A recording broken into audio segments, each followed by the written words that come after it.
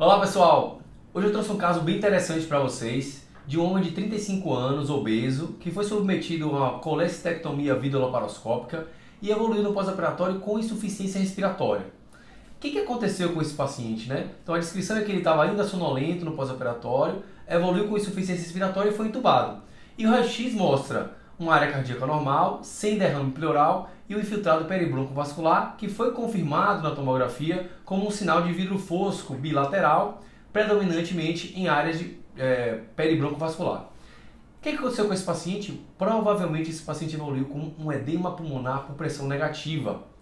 Essa é uma doença incomum, que predomina em pacientes jovens, mais comum em homens do que em mulheres, olha só. E ela é causada pela negativação intensa da pressão intratorácica, provocada, nesse caso, pela sedação pelo opioide no perioperatório. O opioide ele induz bradipneia com hiperpneia. Então, essa hiperpneia negativa muito a pressão intratorácica. O paciente até usa musculatura acessória, inclusive.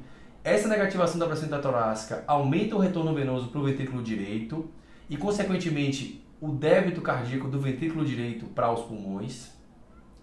E essa negativação intensa da pressão intratorácica gera pressão negativa intraalveolar, que rompe a barreira alveolo-capilar e causa extravasamento de líquido do interstício, do vaso, do capilar pulmonar para dentro do alvéolo, tá? Causando um edema pulmonar por pressão negativa.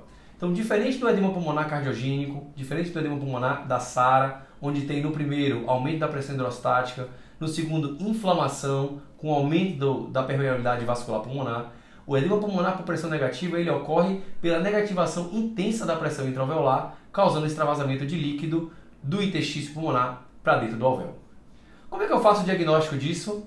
O diagnóstico é clínico e ele vem da história clínica compatível no paciente muitas vezes ali no pós-operatório, ou pode acontecer, por exemplo, em pacientes em crise asmática por negativação intensa da pressão intratorácica, ou com corpo estranho, laringoespasmo, obstrução da via aérea, tudo que venha a causar essa negativação intensa da pressão intratorácica. Lembre-se que ela é mais comum em homens jovens, justamente pela musculatura intercostal mais desenvolvida. Esses pacientes conseguem negativar intensamente a pressão intratorácica, cerca de menos 100 milímetros de mercúrio, né, já foi mostrado. Com um quadro clínico compatível, o raio-x com infiltrado pulmonar bilateral e esse padrão de vidro fosco agudo, e um paciente normalmente sem doença pulmonar ou sem doença cardiovascular que explique. O tratamento, lembrando aqui da fisiopatologia, não é um edema pulmonar causado por aumento da pressão hidrostática, então não adianta fazer diurético, não adianta fazer corticoide para reduzir a inflamação, porque não tem inflamação. É um tratamento meramente de suporte. A doença dura de 36 a 48 horas, então você vai fornecer o suporte que esse paciente precisa, seja oxigênio, cateter de O2, máscara de Venturi, máscara não reinalante, ou muitas vezes uma VNI pode ajudar, tá? Porque a pressão negativa, a pressão positiva, ela ajuda com na fisiopatologia da pressão negativa, e muitas vezes o paciente precisa de ventilação mecânica e pressão positiva, tá? Mas é uma doença autolimitada, vai durar entre 36 e 48 horas. Forneça tratamento de suporte, seu paciente vai melhorar. Um abraço!